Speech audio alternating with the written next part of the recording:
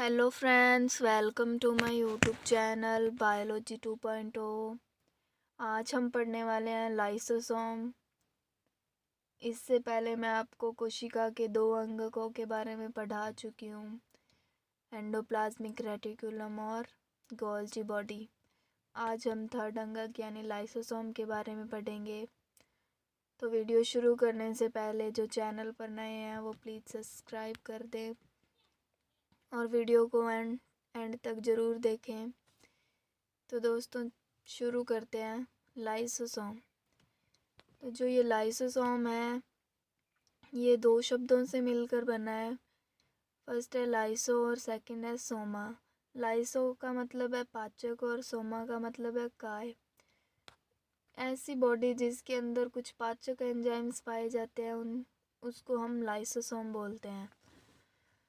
तो सबसे पहले लाइसोसोम की खोज C.D. ड्यूवे ने 1955 में की थी और ये सबसे पहले लीवर सेल्स में देखा गया है। ये एक थैलेनुमा संरचना होती है जिसके अंदर कुछ पाचक एंजाइम्स भरे रहते हैं। जैसे गोल्जी बॉडी और एंडोप्लाज्मिक रेटिकुलम थी वो डबल लेयर्ड कोशिकांग थे, उसी प्रकार ये सिंगल लेयर्ड कोशिकांग होता है। इसके ऊपर सिर्फ एक झिल्ली पाई जाती है और स्थिर कला होती है जो हाइड्रोलाइटिक एंजाइमों को बांधे रखती है। इसकी जो बाह्य झिल्ली होती है वो स्थिर होती है। वैसे तो नॉर्मली जो प्लाज्मा लेयर होती है वो तरल होती है, इसलिए वो गति करती है, लेकिन जो इसकी कला है वो सिंगल है और स्थिर रहती है। इसीलिए हाइड्रोलाइटिक जो एंजाइम्स होते हैं वो बंधे रहते हैं एक स्थान पर और इसको हम कोशिका की आत्मघाती थैली बोलते हैं। क्योंकि कभी कभार कुछ ऐसी परिस्थितियाँ आ जाती है कि जो लाइसोसोम है इसके जो एंजाइम्स है वो कोशिका के अंदर, ये लाइसोसोम की थैली है वो फट जाती है जिसके कारण ये कोशिका का ही पाचन कर जाते हैं। तो कभी कभार ये कोशिका का पाचन कर जाते हैं, इसलिए इसको आत्मघाती थैली बोलते हैं। आगे देखते हैं दोस्तों इसकी संरचना के बारे में। लाइपोप्रोटीन की बनी एक स्तरीय बाह्य झिल्ली, तो मैं बता चुकी हूँ आपको कि ये सिंगल लेयर्ड होता है। इसके अंदर पीठिका व बड़ी रसदानी पाई जाती है। तो ये देखिए इसकी स्ट्रक्चर, इसके अंदर ये जो द्रव्य पदार्थ है इसको हम पीठिका बोलते हैं, स्ट्रोमा बोलते हैं। इसके अंदर एक बड़ी रसदानी पाई जा रही है और इस रसदानी के अंदर काफ़ी एंजाइम्स पाए जाते हैं। लाइसोसोम का व्यास लगभग 0.4 म्यू से 0.8 म्यू होता है और इसमें बनने वाले अपघटनीय एंजाइम्स अम्लीय पीएच पर कार्य करते हैं। तो जो लाइसोसोम के एंजाइम है वो सक्रिय हो जाते हैं और तभी उस पर कार्य करते हैं, नहीं तो ये हर टाइम वर्क करते होते तो कोशिका का पाचन कर जाते और इस प्रकार सारी कोशिकाएं मर जाती। आगे देखते हैं लाइसोसोम के प्रकारों के बारे में। लाइसोसोम भी 4 प्रकार का होता है। तो देखते हैं, फर्स्ट होता है प्राथमिक लाइसोसोम। इन्हें संग्रह कण भी कहते हैं और ये छोटे कण इनमें एंजाइम्स अंतर्निहित होते हैं। इनके अंदर कुछ एंजाइम्स होते हैं वो पाए जाते हैं, ये छोटे होते हैं आकार में और इनको संग्रह कण भी कहते हैं क्योंकि इनके अंदर कुछ एंजाइम संग्रहित रहते हैं। द्वितीयक लाइसोसोम, इन्हें हेटेरोफैगोसोम्स अथवा पाचक रसदानियाँ भी कहते हैं। इनमें अंतर्ग्रहण किए हुए पदार्थ झिल्लीबद्ध रहते हैं। इनका निर्माण प्राथमिक लाइसोसोम अथवा फैगोसोम्स या पाइनोसोम्स के संयुग्मन से होता है। जो ये सेकेंडरी हमारे लाइसोसोम है इनका निर्माण जब ये प्राइमरी लाइसोसोम है ये आपस में मिलते हैं तब सेकेंडरी लाइसोसोम का निर्माण होता है। और इसके अंदर जो एंजाइम्स होते हैं वो कुछ पदार्थ होते हैं जिनका ये बाहर से अवशोषण करते हैं कोशिका से, ये उनको झिल्लीबद्ध करके रखते हैं। तो थर्ड देखते हैं अवशिष्ट काय, ये भी लाइसोसोम का ही पार्ट है। द्वितीयक लाइसोसोम में यदि भोजन का पूर्णतः पाचन नहीं होता तो शेष अवशिष्ट पदार्थ उपस्थित रहता है जिसे अवशिष्ट काय कहते हैं। तो जैसा कि मैं आपको बता चुकी हूँ कि लाइसोसोम का मतलब ही पाचक करने वाली जो बॉडी होती है जिसके अंदर पाचक एंजाइम्स पाए जाते हैं वो बॉडी लाइसोसोम कहलाती है। तो ऑब्वियसली इसके अंदर कुछ चीज़ों का पाचन होता है और कुछ ऐसे पदार्थ होते हैं जिनका पाचन नहीं हो पाता है, तो वो अपशिष्ट पदार्थों के रूप में रह जाते हैं और एक नई बॉडी बनाते हैं जिसको अपशिष्ट काय बोलते हैं।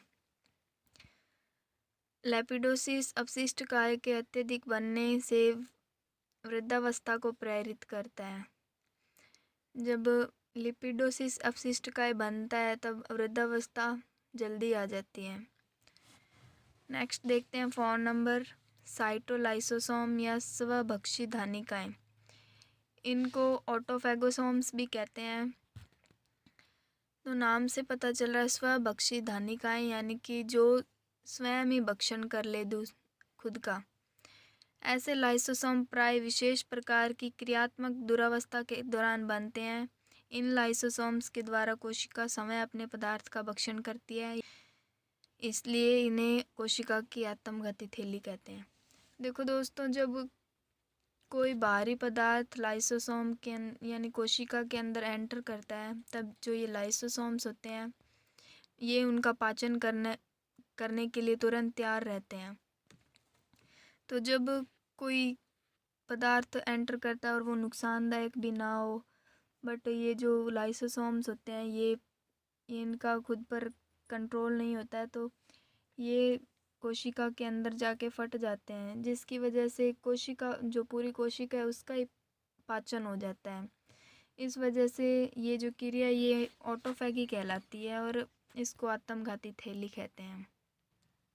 तो आइए आगे देखते हैं इसका रासायनिक संगठन। लाइसोसोम में विभिन्न प्रकार के जल अपघटनीय एंजाइम भरे होते हैं और ये एसिड हाइड्रोलेज से परिपूर्ण काय है। इसमें बहुत उच्च स्तरीय एसिड फास्फेट पाए जाते हैं। तो दोस्तों, मैं आपको ये बता चुकी हूँ कि इसके अंदर काफ़ी हाइड्रोलाइटिक एंजाइम्स पाए जाते हैं, एसिड हाइड्रोलेज या एसिड फास्फेटेज पाए जाते हैं। यही इसका रासायनिक संगठन है। तो अब इसके कार्य के बारे में देखते हैं।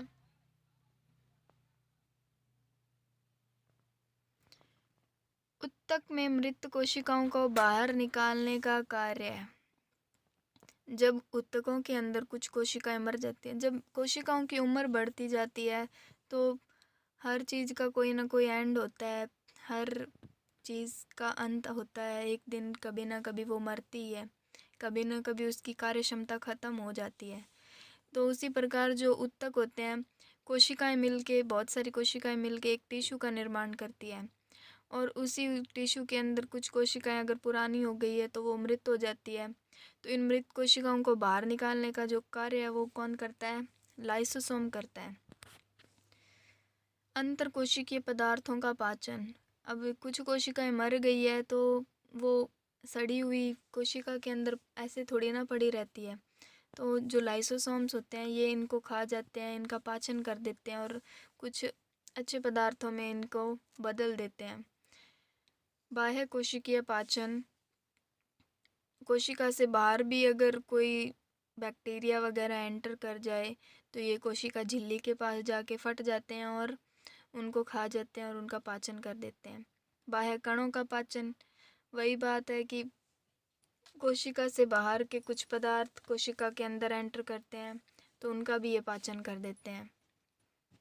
आगे देखते हैं कोशिकीय पाचन या स्वतः पाचन। तो कभी कभार ये लाइसोसोम कोशिका के अंदर ही फट जाते हैं जिसकी वजह से कोशिका का पाचन हो जाता है, इसलिए इसको स्वतः पाचन कहते हैं। निषेचन में सहायता करना। जब फर्टिलाइजेशन की क्रिया होती है तो जब स्पर्म होता है वो उसके ऊपर एक्रोसोम झिल्ली पाई जाती है, तो एक्रोसोम झिल्ली का हाइड्रोलाइटिक एंजाइमों द्वारा पाचन किया जाता है। तो और इस प्रकार ये निषेचन में सहायता करता है। और रोग उत्पन्न। कभी कभार कुछ बाह्य पदार्थों के कोशिका के अंदर प्रवेश कर जाने के कारण जो ये लाइसोसोम होते हैं वो सक्रिय हो जाते हैं और इनके ऊपर जाके अपने एंजाइम्स छोड़ देते हैं या कोशिका में फट जाते हैं, जिसकी वजह से कभी कभार कोशिकाओं में कुछ रोग भी उत्पन्न हो जाते हैं। अस्थि निर्माण में सहायक। अस्थियों में जब कार्टिलेज एंजाइम्स पाए जाते हैं, उन ये द्रव अवस्था में होते हैं, उनका ये लाइटिक क्रियाओं के द्वारा अस्थि निर्माण करता है। और कोशिका विभाजन, जब कोशिका विभाजित होती है तब लाइसोसोम अपनी हाइड्रोलाइटिक एंजाइमों द्वारा सहायता करता है। गुणसूत्र विच्छेदन, गुणसूत्रों को भी तोड़ने में यही एंजाइम्स देते हैं अपने। पादप के बीज अंकुरण, जब बीज का अंकुरण होता है तब बीज की जो बाह्य झिल्ली होती है, उसका बाह्य आवरण होता है, उसको भी ये अपने लाइटिक एंजाइम्स के द्वारा तोड़ के उनका पाचन करके बीज का अंकुरण करता है। तो ये थे दोस्तों लाइसोसोम के कार्य। तो दोस्तों वीडियो कैसी लगी? अगर वीडियो अच्छी लगी हो तो प्लीज़ लाइक एंड शेयर करना ना भूलें। और नेक्स्ट वीडियो में मिलते हैं कोशिका के दूसरे अंग के बारे में। तो थैंक यू दोस्तों।